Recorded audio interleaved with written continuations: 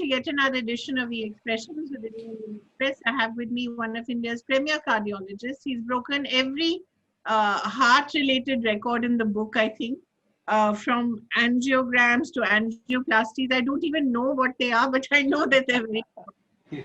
He's also chairman of Fortis Escort Heart Institute. And really one of the key people who's helped us understand and come to grips with this COVID crisis. And he's been at the forefront of explaining things to people, of spreading awareness. So welcome, Dr. Smith. I know you're very busy, but it's a real pleasure and privilege for having us. And of course, your old friend, Mr. Chawla, whose heart is in very good condition, I think, partly because of you. I'd really like to start off asking you by saying 6 months on, how much do we know of this disease? How much do we know of the precautions we have to take? And really, how do we now learn to live with it? Because that seems to be the new normal. Thank you very much, Kaveri, and good evening, Mr. Chawla. It's just indeed a pleasure to be with you all and having this conversation. Mr. You're seeing me on the, sorry. I was saying Mr. Chawla's heart is young. So he's a young person, and there's no reason for him to be in any, but you're always very raring to go. So you're so right about COVID. I mean, it's an unprecedented form of an infection by a very new virus. And even now, many a times we think that we come up with surprise new learnings around this virus. When you really think of the fact that this is absolutely a submicroscopic and arguably even a non-living particle. And when you think of a non-living particle creating so much of havoc that it stopped every country in its tracks, it stops everybody's life in its tracks, it actually brought the whole world to a standstill in an unprecedented manner, which we never ever imagined even in our dreams. It's weird sometimes to think that it just shows how much we don't understand about many aspects of the creation of this world, the creation of these objects, how they can affect us. And science is still researching on this particle every day. Perhaps the largest number of papers which ever came out on anything was COVID in a short while. So while we talk about the virus multiplying, we've also talked about literature multiplying, we've talked about knowledge multiplying. And while we sit here at 6 months from here on, there are certain facts that we've got it right, we understand better. But still there's a whole load that we don't understand. For example, what we do understand is the symptoms, and certainly we as humans, what precautions can we take to avoid getting it? But what we don't understand is any aspect of its treatment. In fact, we're still away from its prevention. We don't understand how long this virus is going to be with us. And we still don't understand whether we'll ever be able to normalize our lives, even though we should be positive that we at one stage would normalize our lives. So what is it that we know, doctor, that we have to now keep in mind going forward? So let's very, very clearly we know that it's almost like a common flu, right, and clearly spreads by droplet infection, which means that it has to be a cough or a sneeze where droplets actually get to another person and go and enter through the face, which is nose, mouth, or eyes. Now, there's been concerns regarding whether it actually floats in the air, whether it's air spray. Well, those are unproven, I would say. And we would actually have to start understanding that droplets is what we're preventing ourselves from. And therefore, the issue around wearing masks is related to the fact that I hold a responsibility, not just of protecting myself and preventing the droplets from coming to my face or putting my hands, which could get infected from any of the surfaces to my face, but I also have an equal responsibility towards everybody else of not passing those particles, which I may have, to someone else. So this whole issue about masking, and I would actually say appropriate masking, and that's another thing which we've learned, is that we cover our nose, we cover our mouth, and not just hang a mask in our neck as an ornament, which is so important. We not just owe it to ourselves, we owe it to everybody else. Right. It is a civic duty. In fact, I would say that it's a criminal offense not to mask yourself appropriately. The only reason you, Mr. Chawla, myself are not masked at this moment is because we're alone in our room. But the moment we step out, we have to wear a mask. The second thing about what we've understood is the physical distancing. And this, by the way, I want to explain this also, that this arbitrary of 2 meters or 6 feet, etc., is all arbitrary. In a controlled lab-based atmosphere, it's been seen that your cough droplets go as much as that. But if you had a wind behind you and you were standing there, the droplets may actually go for 10 feet. If it's a closed atmosphere with air conditioning in a closed room, it could actually be even longer. So it's not as if 6 feet saves you and 5.5 doesn't save you and things like that. Distancing is here, that you be as far away and not close to each other. And the third aspect is it has trained us now. The good part of it is that we now do namaste. All those hugging, etc., are gone across the world. Chahe wo salam ho, chahe namaste ho, chahe sat sri akal ho. It's all here, and this is all cultural. And of course, we wash our hands, keep ourselves clean, sanitize as much as possible, and those are good things. So there are certain good things which have come out of our learnings. But the other thing that we've also, so we've realized this, and I think that perhaps this part is the most important. And of course, we've realized the symptoms, which is, initially it was just thought that it could just be a common flu or a common cold. Yes, that still exists. Ki fever aa gaya, khansi aa gayi, zukam aa gaya, sardi aa gayi. But interestingly, even loss of taste, loss of smell, both can occur even a couple of days prior to developing the virus. Asymptomatic situation, which we didn't know earlier, is coming more and more to the front. People can actually be asymptomatic and still spread the virus. And of course, mild diarrhea and gastroenteritis-like symptoms are again one of the presentation features. And yes, strokes and heart attacks are also presenting features of this virus. So more has come to be known about the presentation. And I think these two are the firm knowledges that we have at the moment. Doctor, we talked about the social and cultural changes.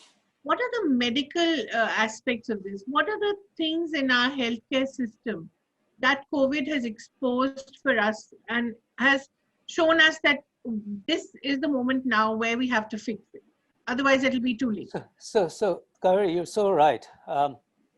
For the first time, I saw people talking about healthcare, the infrastructure, what do we have and what do we don't have, what are the value of a doctor or a healthcare worker for that matter. Recently, over the last few years, doctor became a profession which was being bashed often and more easily. And in fact, the confidence on the medical profession had gone down due to isolated instances, of course, but that gets spread around more it seems that it becomes the norm rather than the exceptions. And that's the perception that patients and public started having. So certainly it brought those issues to the forefront. But what it also showed the various gaps in healthcare. Now, let's first understand that nobody expected that we would need such vast amounts of healthcare, infrastructure, equipment, as has been seen in this pandemic. Even the West, which is usually far above in its healthcare spends as well as healthcare infrastructure, could not cope up with the infection, with the COVID-19. So, but it actually drew attention to that. I think that's what the issue is. It did not draw attention to the fact that our healthcare was inadequate, because even the Western healthcare became inadequate. But it drew attention to 2 or 3 things. First was, yes, healthcare is important. Healthcare workers do sacrifice their lives for taking care of the patient. And thirdly, we certainly need to have indigenous manufacturing and indigenous production or the readiness for it, almost like we do in a war, where we should have the readiness and be able to ramp up rapidly if such issues were to arise. And I think those were the very important ones. But, as a country, we've been devoid of policies for such things. Atmanirbhar is extremely good, but Atmanirbhar should have been there much earlier than this and should have been there much earlier than this. For that, one needs to really revamp policies in a huge way so as to make it entrepreneur friendly, for them to be friendly to research and innovations, and then for it to be rewarding for research and innovations, to say that we're actually going to have an all-round emphasis on creating a great infrastructure of healthcare. Doctor, I will ask you one question here. You're speaking about the infrastructure, healthcare is not sufficient enough in India. Right. Even after 6 months, do you think that is enough to handle the situation which is developing every day? Because my personal experience is that even after 6 months, you don't have enough facility to look after each and every patient which comes to your door for some kind of advice.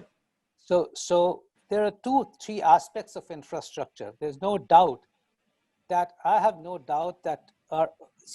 nobody could actually understand the path to chalk out. This was a purely untrodden area. And in fact, some of the actions which were taken in the West, we are lucky that we didn't follow them, because actually what we saw happening in the West was a late realization of the infectivity process till the infrastructure got overwhelmed. And this is the most advanced infrastructures that we're talking about, overwhelmed by the visuals of what we saw of deaths happening in huge numbers. In fact, it's of situations where numerous patients were flooded, trying to be ventilated and ventilation being rationed, and cemeteries having lines and queues of people to be buried. That was what the visuals, and this is clear, this is not just visuals. This was my conversation with my cardiology colleagues in the United States, where all hands were on the ground, everything had stopped, everybody was treating COVID, and there were scores of patients in COVID. When we actually see those deaths and the number of deaths we died, we actually felt that we should not follow that route and take the route of early lockdown. And I think what it did for us, it's not so much as the spread of COVID, which as you unlock is going to happen, but it actually firstly taught us a lot more about COVID. It gave us time for the public to start realizing the scourge of COVID. What can it take to actually prevent it? What are the precautions one needs to take? It also helped us to actually think of, at that time, an N95, a PPE, was a 1-week waiting list and would cost us 2,500 rupees. And when we got our first 200 PPEs at that time, that's what it took us. Now the PPEs are available for 185 rupees, and you can actually have as many as you want.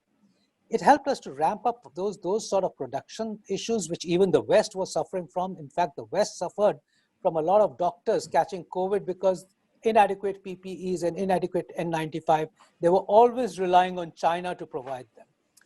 The second aspect which happened was, of course, that it gave us time to say, how do we actually how do we fight this virus? So there were a few aspects which arose. The treatment options became more, and the treatment guidelines, even by the way, even till now, that there's only 1 or 2 drugs which can cure COVID or which have actually saves lives in COVID. But at least the protocols became more defined. Earlier, what were we saying? We don't know what to do. Let's just use anti-AIDS drug, any antiviral drug. Or let's start using chloroquine. We were repurposing drugs. Every protocol in every center was different. AIMS had another protocol, and yet Boston had another protocol, and Cedars-Sinai would have another protocol. Now, it's all much more defined and refined. So we are now able to actually treat our patients more systematically, knowing when to use which drug, rather than use a drug later. We know it or what time to use it now. And thirdly, of course, that we knew that unlocking would expand the virus, but we were able to at least create more beds, create more ventilated beds, create more ventilators. And also, one of the biggest things which came in, by the way, is 100% of the patients of COVID would be admitted in the beginning because of lack of understanding and would only go out of the hospital when 2 COVID tests 48 hours apart were negative. Now, majority of the patients are actually being treated in isolation at home, understanding that this can be done, that there are indicators when a patient should be admitted, and who are the patients who should be treated in hospital. So, Chawla Sahab, you're right that if we said, let's admit all the patients, then we would actually be devoid of the beds. But even at this time, as we talk today, we know that beds are vacant even in Delhi. Even in our hospital, which has 100 beds for COVID, we have available beds. And that's because moderate and severe patients are being admitted to the hospital. The ones who require most care, which probably constitutes 5% of all COVID patients. And then, of course, there's a huge population which is quarantined and being treated at home. Doctor, what I meant was that even level 2 and level 3, which are the serious cases, basically, Right. level 2 people require oxygen, and level 3 go to the ventilator. But I find from my personal experience that you have to call a big person to get a person admitted into a good hospital like yours or anybody else, even if you have the bed. People are waiting outside. What I meant, when so much of time was available, right, created infrastructure, you got PPE, but patients still, if they are not, they are willing to pay, but they are patients who can't be admitted because you have a shortage of doctors or what, I don't know. You're sure, no, that absolutely. People have to call at the top level to get admitted into hospital. Yeah, you're now got, you're saying that's absolutely correct. See, just beds and putting in beds is not net the bed strength. And somehow what we keep hearing and what we keep reading is X number of beds, but beds have to come with expertise, beds have to come with doctors, with nurses, with care, with other ancillary equipment and everything else. Yes, I think that we have to really take a stock of that situation, because we are hoping that the worst is over, but it's not going to be over for quite some time. And this is a regular stock check, regular stock taking, repeatedly putting in efforts, infrastructure, and ramping it up as we go along with a projection of a month and 2 months ahead. Otherwise, we will always be falling behind it. And so you're absolutely right. More care should be given. We shouldn't just think it's a bed issue. We should think that it's still an infrastructure issue. Right. And the infrastructure issue has a number of elements which have to be always looked at and accountability taken as we go along every 2 weeks to every month. And the projection have to be for the next 3 months. Doctor, another thing which I have noticed that there are different protocols for different hospitals and districts. Yes. CMS are made in charge of the hospital protocol. You may be having some chief medical officer in the government of Delhi, which may have prescribed certain protocol for you. Okay, level 2 person has to be in hospital for so many days. After so many days, you have to test them again. So there's different protocols by different people all over the country. I've heard about 20 different protocols already. Yeah. Is that right? You are, see, at the end of the day, every state has been in a different stage of the disease process. And the disease did not percolate it always percolated at different time frames and is raging at a different time frame. You saw initially that Kerala had it first, but it appeared that Kerala had it under control. And in fact, we used to then say, Delhi and Mumbai is going really bad. We should follow the Kerala model. Correct. Then we actually also started hearing, but we should follow the Bangalore model. They seem to have had very few cases, and you recall that conversations where the Bangalore model was being propagated. And then we see again that actually Delhi is sort of at the moment flattening after a huge, There's talk about Delhi model also. And then there's talk about Delhi model, and then you go backwards, and the Kerala model again. Again there's a surge of cases, and they're rethinking the strategies. You see, India is a vast country. India is got a dense population. India's strategic models cannot be, it has to be individualized to that region and to that area. And policies would have to be always reviewed and developed. If we actually said, oh, 3 months ago we created this policy, that will actually fail within 2 or 4 weeks. You'll suddenly realize that policy was totally ridiculous, because there is no path. There is no path which has been created. It's intelligence at that particular point which says, this is what I know. Let us create a chart for the next 1 month and then review this, whether this has worked itself out or not. Otherwise, we cannot believe that we would actually, after all, many brains put together, have still not been able to chart out any path for any country, as you can see. If you can see the models of what's happening in Madrid, Madrid is going back now towards relocking itself. UK is going backwards to relocking itself, having got its initial policy totally wrong, then its mid-policy partially correct, and now again feeling that it's got its policies wrong and going backwards. You saw Sweden. Sweden had the biggest mortalities happening because Sweden thought its policies of letting this virus go into its population, because it had a great infrastructure of the healthcare, would actually develop herd immunity, and therefore, and yet they would be able to save patients. And then they suddenly realized that everything was wrong. So I think that we cannot be too intelligent about this virus. We cannot be too intelligent. We cannot believe that all of us can understand all the requirements which will happen. But we still, I would have to emphasize one fact, that nobody has an excuse that if things are going wrong, not to review the situation and not to actually get experts involved to chart out a different path rapidly to get hold of the situation. That should not happen. Doctor, one of the problems with India's healthcare has been we have this double burden of communicable diseases as well as non-communicable. Oh, yes. And you know that better than most. Somehow, when we focus on one, we lose focus of the other. And even during this pandemic, there have been reports that surgeries and preventive interventions in other areas has been stalled. Is that so? Have you seen this in your case as well, that surgeries in other areas have actually suffered? People have actually not got adequate care? So we've always had, at least, you see, we are a tertiary center. So we actually have 100 COVID beds, but we also have other beds available. It's not stalled for us.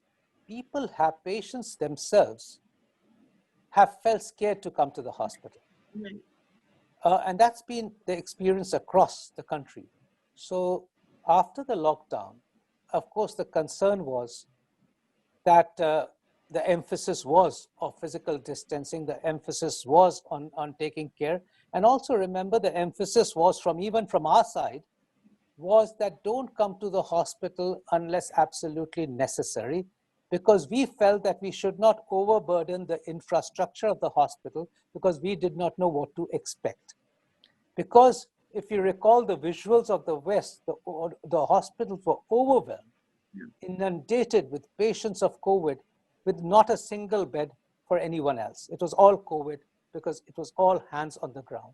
Even the cardiologists were treating the COVID, the anesthesiologists were treating COVID, even the gynecologists were treating COVID. Because at that stage, we ourselves told our patients, please stay away from the hospital, because we felt that we may need actually the infrastructure for COVID patients.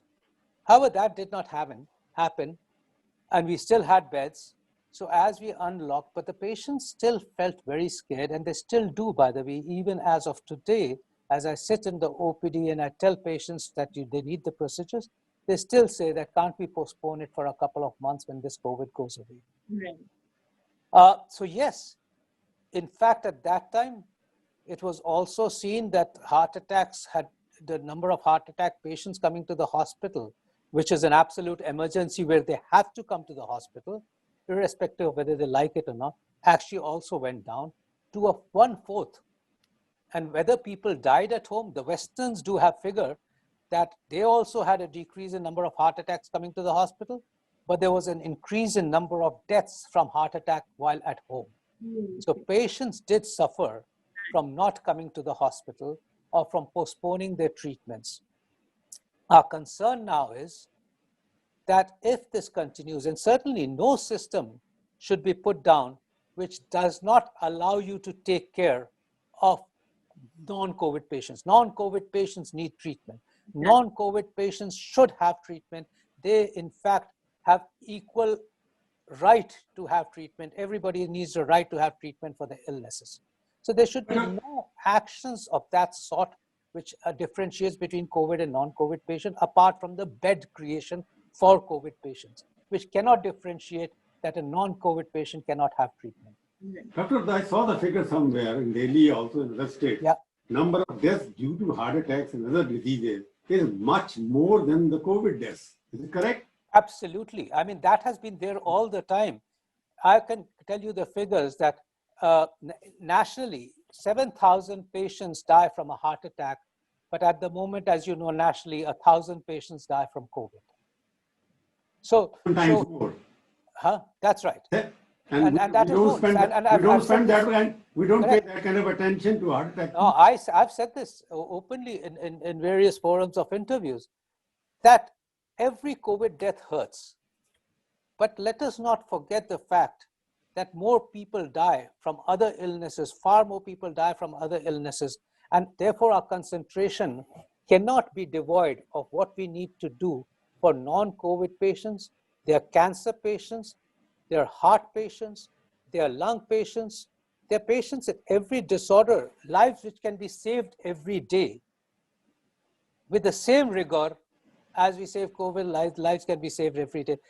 I'm sure heart attack patients, death due to heart attacks must have increased at home. Unfortunately, we don't have those Western systems where you dial for an ambulance and an ambulance picks you up. But Chawlas, in the West, it's clearly documented where they dial a 911 and the only way they get to the hospital is by ringing an ambulance, which comes in 5 minutes time. The time period showed, both in Italy and in the United States, that deaths from heart disease, heart ailments actually doubled during that time frame, in which heart attack patients decreased coming to the hospital. People suffered. That's what it was. And therefore, the emphasis clearly is, come to the hospital if you need to be saved. If you have a disease process which is getting worse, if you have an illness which requires urgent attention, you must get to see a doctor. If it needs admission, you must be admitted. If it needs treatment, you must be treated. Please do not ignore your symptoms. What we only say is, if you've got a routine checkup due, that can easily now be done on teleconsultations. It can be done on phone. It can be easily done. And a routine trip to the hospital can certainly be avoided at this stage. Doctor, I'm doing a different thing. I don't know the figures about survival rate of a heart disease patient. Correct. COVID, it is reaching almost 90% now, but you're getting it. What is the percentage of heart disease people whose survival rate? You must be doing better in India or anywhere. Right. So you're talking about heart attacks. Heart diseases, people suffering from heart attacks. That's right. How many Heart people attack survive? is one of the emergencies, because heart disease can still progress over a long period of time. But a heart attack is an emergency, just like COVID becomes an emergency. Yeah. And at the moment, if a heart attack occurred and we were able to actually get to him in time, we would actually save 98% of them.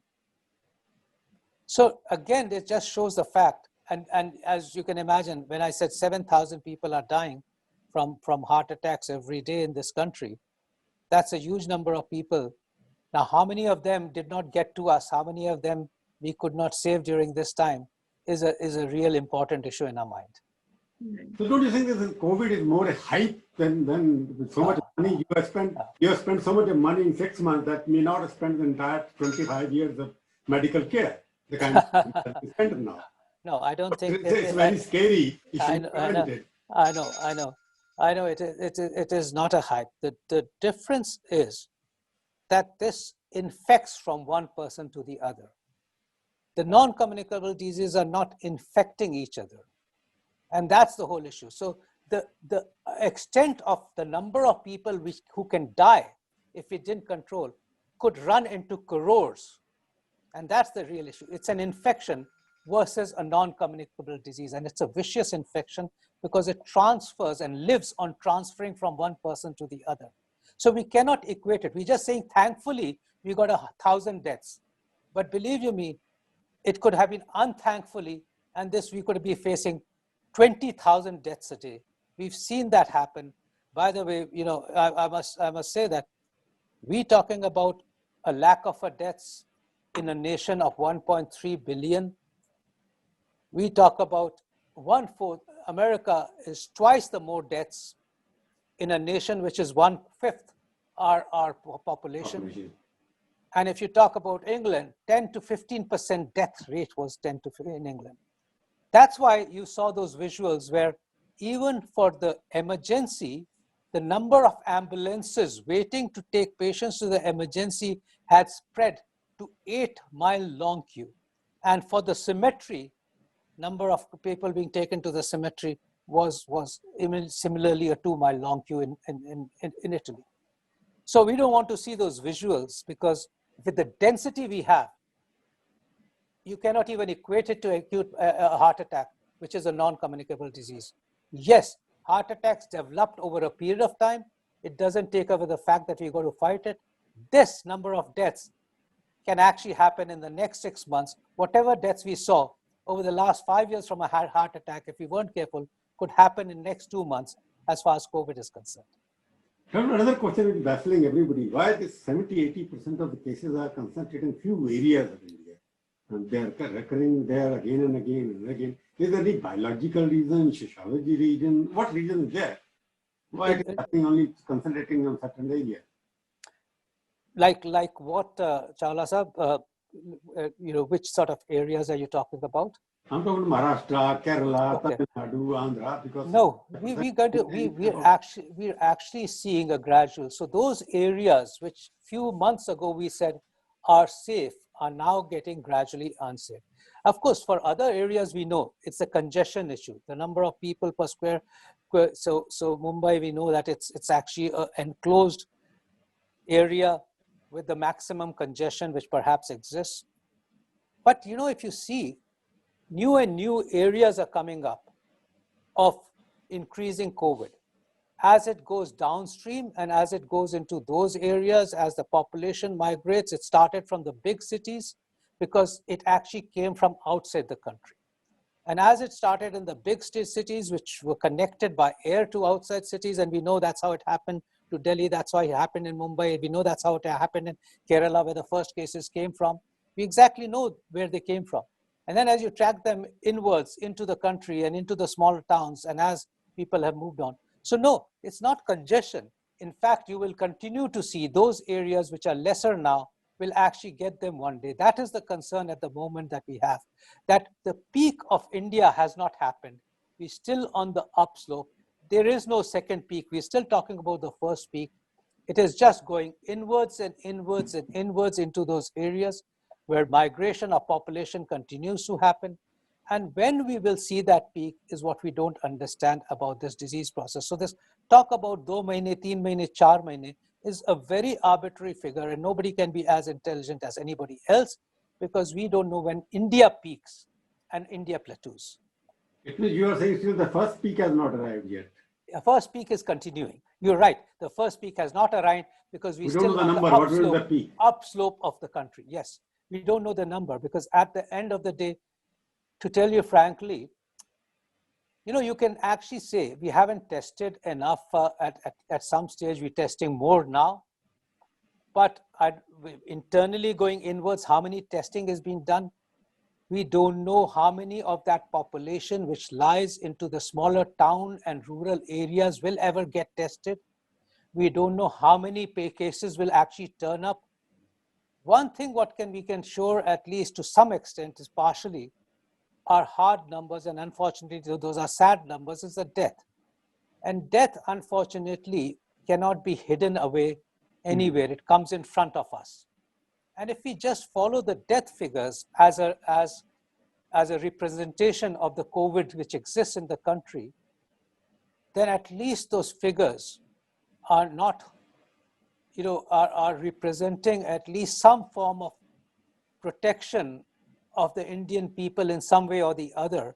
Because if you actually understand the 1.3 billion all congested into perhaps second most or third most congested country in the world, one would actually think that this would be spreading like a wildfire, like a fire which could not be controlled, with thousands of deaths happening on the street all over. And yet we're not seeing that. So we have some reason or the other to believe that perhaps God's been kind to us in one way or the other. Maybe the Indian immunity system very high. Correct, correct. Because So, used to living such, हाथ धोने की हमारी आदत है, खाने से पहले साफ रखना है, ये सब. You're so right. When people come from abroad, in 2 days, they start getting diarrhea and dysenteries and all sorts of infections. And yet the people who live here can eat from anywhere, eat anything on the road, can pick up a food from any hawker. And you know how much dust and things which exist there, and yet do not get infected. So there are a number of reasons, of course, younger population, innate immunity, BCGs, there are hypotheses all around. But yes, there is, all said and done, there is some protection happening to our population in this country. But the peak is going to be there. We just don't know how bad the peak is going to be. Doctor, I just wanted to focus your attention on the medical care. You said that, you know, for the first time, health workers and doctors were appreciated and their importance was understood. Going forward, what are the changes we can bring about in the medical education system to make the medical profession attractive as an option in a country where we still need so many more doctors and nurses? So firstly, of course, the medical, so let's start off with many aspects to this. You know, it's practically a revamp at the whole healthcare or the whole education system. And if we revamp healthcare, we've got to start thinking about how do we revamp education system. One thing is very clear. The doctors are devoted. The doctors are truly have actually given, and I say this for healthcare workers, not just doctors. They've truly shown their mettle.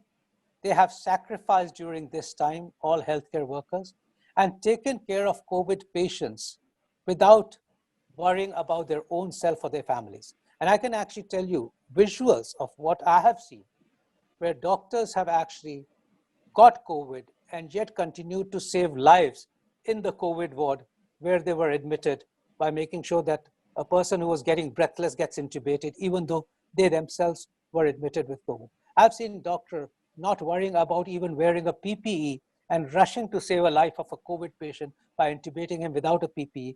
I've had colleagues who've taken patients with cardiac arrest who had COVID without even bothering about PPEs and taking them for an angioplasty and saving lives, only later sitting down and saying, fine, I've saved that life, but I didn't get PPE, I may get COVID, isolating themselves from their family and breathing a sigh of relief only after 10 days when they didn't catch COVID. So all those stories are around us. When I say revamping the healthcare, so certainly the respect for doctors, the respect for healthcare workers, whether it's sanitation, whether it's policemen, whether it's firemen, whether it's nurses, whether it's technicians, has to be there. There's no question. I think hats off to this. This has been exactly like what we've seen from the army. This is the army. This is the frontline warriors. But the other aspect is... What is the costing part of it? Because people are complaining that overcharging now, government is to intervene all the time. Because doctors are doing very well, because 500 doctors are sacrificed, life, which is a very, we should be proud of them that they have done. That's right. But what about doctors or hospitals overcharging expensive things? That brings a bad name to the... Actually, no, I don't know about overcharging. There were some reports, if you recall, of overcharging very initially on at the time when COVID started. But in a way, the government of every state took notice of these issues, and they were, by the way, they were far apart. They were small and far apart. But actually, it was appropriate for the governments to come up with at least some form of a capping. And now every state has a capping, and that's been there for the 3 months since the mandate was on. So there's no overcharging at all from anybody. Can't overcharge because it's all capped. Every price is capped. Every charges are capped. Each state has created a own system of capping prices in discussion. Some states in discussion with the healthcare providers, others without discussion with the healthcare providers, but capping has been now come in every state. So COVID has become a state treatment, should we say. And even the best of the places. The only things which don't get charged for are the experimental drugs, but they are charged at whatever it costs. So I think that part is clearly not an issue anymore. We were coming to the revamping of the whole system. See, the first thing is revamping of the education. We can't live in archaic medical education. And this medical education, if you're going to change for the future, has to include things like understanding research, understanding innovation, which has never been part of a curriculum, ethics, which has never been part of a teaching in a medical school, communication. How do you actually have empathy with the patient? Never been part of any curriculum. I think time has come for all that to be an integral part of understanding right from the point where a doctor enters into a medical school. There are other aspects of practical education, which actually start from, as you get into the hospital, you start meeting patients and you start treating patients, something which was left to much later on in the medical curriculum. So the change in medical curriculum has happened. By the way, that is going to be instituted very soon, and it's going to become a regular part of the curriculum because teachers have been started what they call being educated on the changes in curriculum which have happened. The second medical commission has been yes, but the change, you're so right. The National Medical Commission is instituting that, but these changes were already proposed and cleared and put down for its execution now. So it's actually been worked upon over the last 5 to 6 years. That curriculum change through numerous discussion had been instituted. The National Medical Commission is now going to institute that. The second aspect of it is, it's not the number of doctors we keep talking about, and we keep saying, but WHO figures said, we should have 1 in 1,000, and we actually only have 0.7 per 1,000. But look at the unequitable distribution. We need to address that first. We're talking about 70% of the people living in the rural areas, and yet 70% of the top doctors working in the urban areas. We're talking about 70% of the patients being treated in the government hospitals. We're talking about 70% of the doctors working in the private sector. We actually have allowed this to happen over a long period of time because we neglected healthcare and we did not plan and strategize what a healthcare of India would look like. Even when I was in medical college, 40 years ago, I was being taught that one Australia gets added onto India every year. Now, if you have a whole Australia getting added, shouldn't we actually have thought, how do we actually take care of healthcare of such a big population getting added on? So we actually, therefore, did too little, too late, till a situation became a default strategy where anybody who became a doctor provided his services in whichever manner, be it the government he liked, be it opening up a clinic he liked, be it opening up a nursing home he liked, or finally transforming it into corporatized healthcare providers, whichever manner they liked. A default strategy without any direction of multiple verticals working as if it's a train line with doing the same purpose, but never meeting together and never actually at any stage being brought together to say, let us think together as to what we mean to the nation. After all, healthcare is the most important thing a nation should focus on. Why can't we sit around and decide as to what India's healthcare should be like? And unfortunately, years and years passed by till recent times where a focus started happening on provision of healthcare to people. Dr. What final thing, which is that Dr. Ashok Seth said it will 25 to 30 crore vaccine will be available by July.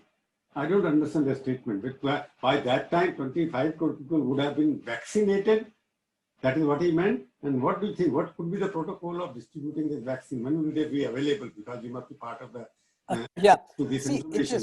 What is happening in that? What is happening in this is that, firstly, of course, we don't know which vaccine, but there's going to be the logistics also work on the type of vaccine, whether it's single dose or 2 doses of vaccine, because that's a huge logistic. Everybody's got to be vaccinated twice. The second huge logistic is it going to be kept cold or can it be kept at a normal temperature? Because that's another huge logistic of getting it to the people. Producing any vaccine in the country and having millions of doses is probably not the issue, because India is the biggest vaccine manufacturer of the world. And every vaccine would actually give their ability to be able to be made locally in the country. So the logistics are going to relate to not the number of doses, but it to go downstream on these two logistics. And the third logistic is how many months of immunity does it offer? Because again, that means revaccinating the whole population. Till we come to know these three, the logistics is going to be huge, but it's going to start from it's going to start from healthcare workers, frontline healthcare workers, the one in immediate contact, the one with a distant contact, which is all healthcare workers, and all susceptible people, which is going to be above the age of 60 or 65, or those with immune suppression, etc. And then it's going to go downstream. But it's not that the whole 100% of the country needs to be vaccinated. You get to 70% vaccination, you probably actually start this organism disappearing from the country itself. And we got to actually therefore imagine that logistics is going to be totally based on the type of vaccine and which vaccine and the immunity it offers. But it'll still take 1.5 to 2 years to complete any strategic task for a country of this size. And that's what it's going to start. We can't say when it starts, because it's only going to be when a robust vaccine does become available. And approximately, if you're going to talk about when do we think it'll become available? Yeah. We think that it'll become available in the first quarter or end of first quarter of 2021. So by the mid of 2021, we should be, because even the earliest vaccine, if it clears its trials and it's analyzed and accepted, is going to be by the December of this year, which means the logistics of subsequent approvals, etc., is another 3 months. And then comes the manufacturing and distribution and everything. So we really, I don't see a vaccine approaching us in a manner that we can actually have it by the second quarter of next year. Doctor, it doesn't mean the vaccine won't be available, but I'm actually getting vaccinated. Right. Doctor, there's always been a bit of a conflict, correct me if I'm wrong, between epidemiologists and cardiologists. Each one thinks they know the healthcare system better. Has this finally brought the two together in India? Because we've still seen a predominance of cardiologists in the policy making. So we shouldn't think of it as cardiologists. We should just think of it as intelligent physicians. The intelligent physicians, and I say, because it's while it's a respiratory system disorder, it goes through the mouth and affects the lungs. Therefore, much of it can actually come to be an intelligent physician's disorder. But the epidemiologists are the ones who can actually, through their understanding, not the treatment options, but actually the preventive aspects of it in the community. That's why it's a think tank. And that's why I don't think, because it's a new virus, no one can claim to be an expert at it. Even the virologists, the epidemiologists, the infectious disease specialists, and the physicians, the respiratory physicians, the critical care, because a lot of patients who are serious are the critical care specialist domain, anesthesiologist domain.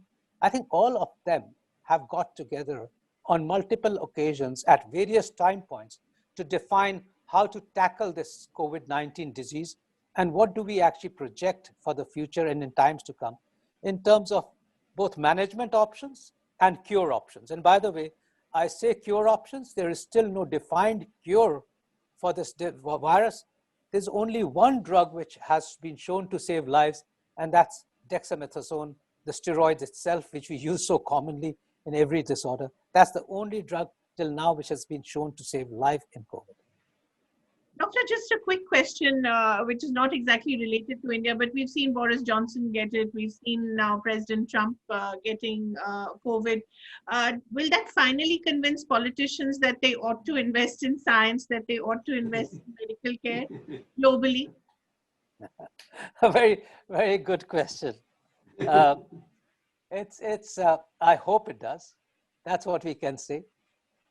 It actually brings to you the reality of see, a number of things happen when a person gets COVID or gets close to COVID as much as this, where either gets infected or a relative close to. But, when you say, okay, will it make anybody think? But everybody practically has had heart attacks, or a near and dear one. I won't say everybody's had a heart attack, but someone close to us, whether it's me, whether it's you, someone close to us has already had a problem. And we know of many people who have had problems. Of the policy makers and the regulators, many of them have had heart problems. And does it change anything? I think it has to be a will and a vision, understanding that healthcare as a whole, and you don't need COVID to tell you that. It exists. A cancer occurs in so many people who yourself and around you. Heart attacks continue to occur. Hypertension and strokes continue to occur. All infections is the last. It's so much of it happening that people are dying from the biggest killer, the second biggest killer, and the third biggest killer are all non-communicable disorders. And they kill your dear and dear ones. And if realization was to come, it comes from healthcare, and saying healthcare of a country is perhaps the most important aspect to be looked at. If a country is healthy, the nation grows. If the country nation grows, it grows with positivity. And if health of the nation has to be looked at very meticulously. Unfortunately, we've left everything a bit too late. It actually therefore needs something which needs correction, would actually take a few years. It cannot be changed in a couple of years. No policies and no regulations will transform it in any manner, apart from actually believing that over 10 years' time, if there's a will, there's a way, we will see a new healthcare for this country, because the will and the vision has to be there. I certainly believe to tell you frankly, I certainly believe that the Ayushman Bharat has been a wonderful thing for at least providing that there is a reality which can be moved forwards. There's a reality on a path which we can take forwards. We still have to define that path year by year. We still have to sit down with every stakeholder to define it in a much better manner. But at least this all-round reality exists. It has good leadership. And I believe that can transform the path, not in 2-3 years. I think that's a small time frame. And if it's going to be 2-3 years to define it, then it could be a shortcut. But if somebody tells me that can this path be defined over a 7 to 10 year period to transform the healthcare of this country, yes, it can be defined, because till now, we've only lived in default strategies of healthcare provision in this country. At least we have a firmer path and a vision ahead for defining healthcare delivery. Right. Mr. Chawla, last question. I want to ask you, Doctor, tell me one thing. Only one way of not getting COVID is stay at home. Out of your room. Is there another possibility? No. But there's so much of scare that I'll get out of my room and door. You're so right. I think what I want to emphasize in this last bit. I'm sitting here in my office. I'm feeling when I go back home whether I would have a COVID. No. I think the scare should not be there. The caution should be there. And yes, as we emphasize very clearly, masking and physical distancing is utmost important. There is a mask I'm carrying every time with absolutely. me. I've got a sanitizer with me. 100%. Now, this is the new normal, you call it. But I will actually tell you one thing. I can never say that this is the new normal. It has to be the new abnormal. Okay. Now, we have to do this at this stage, because this is the only way public can participate in prevention of COVID disease from spreading. The virus wants to infect, and the only way it survives is by infecting one, then to the other, then to the other. And if we stop the spread of the virus, it is up to the public to be able to do it and at least control it to an extent. Otherwise, we will have such widespread disease that somehow we actually could see a lot of deaths. Now, I will let's just give you this I'm moment. just raising a question. You can answer all that. I'm worried about my driver. I'm worried about the person who cleaned my house. Yes, the cook is coming into my kitchen. So do make sure that they are masked and they stay distant. Yes, I also have the same, and I would also let you know that I turned up positivity in one of the people who were working in my home. except that he also wore mask and we also wore mask and none of us got affected. In So I the don't house. think you live In in the house fear. we have Yeah, to in wear- the house, absolutely. So you have to live with precautions, and the precautions will save you. Unfortunately, people wear those masks under the nose, not Yeah. even on the mouth. In fact, when they talk, they talk with the mask down. That's the time when actually the virus spreads the most, when you talk with each other, and that's when the mask is down. People still amongst in their offices would like to sit and have cup of teas and coffees with their friends in the canteen, which is the worst time with the mask down. It doesn't stop you from actually meeting people. It just takes you from precaution. So I don't want you to live in fear. I actually only say this. You're suggesting in my own home, I have to have mask all the time. No, you don't live in fear. Yes, you do have to have the mask on. The normal may be a year later, the normal may be 2 years later. But what was the normal? The normal was when you and I could sit together and have a good time. When we could invite our friends together, where 15 of us could have a good time. The normal was when you and I with our families went out to movies. That was normal. When the normals are when you can take your grandchildren to a museum and show them what, the various aspects. You can take them in a park. You can take your grandchildren and children for a holiday and say, let's go and have fun. And we're going to go to the busiest place and have a fail of a time. That is what normal is. And that normal is when two of us, your spouses, can go away somewhere else and have a good time. But that will still come. We cannot actually live this abnormal all the time. But to get to that normal, I must say that we have to live this abnormality. And this abnormality is only there for a year or 2 years. Once we have the vaccine, once we have more robust data on the treatment options and trials are going on.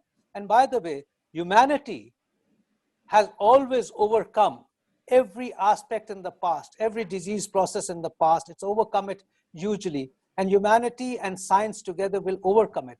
But what it's made us do is also look forward to the normality, which we didn't value in the past. We never valued those normalities in the past. Now it makes us realize what the normality is. And also it's brought us more closer to spirituality. It's brought us more closer to the Lord above, saying we can actually be picked out from a small submicroscopic non-living particle which stopped the world in its tracks and created a havoc. Thank you. We will win over it, but at this time, we have to have a realization that we have to do all this to win over it. Thank you so much, Doctor. I think that was a really positive and heartwarming message in these very dark times. Thank you, Dr. Seth. Thank you, Mr. Chawla. Thank you. It was a pleasure to be with you all.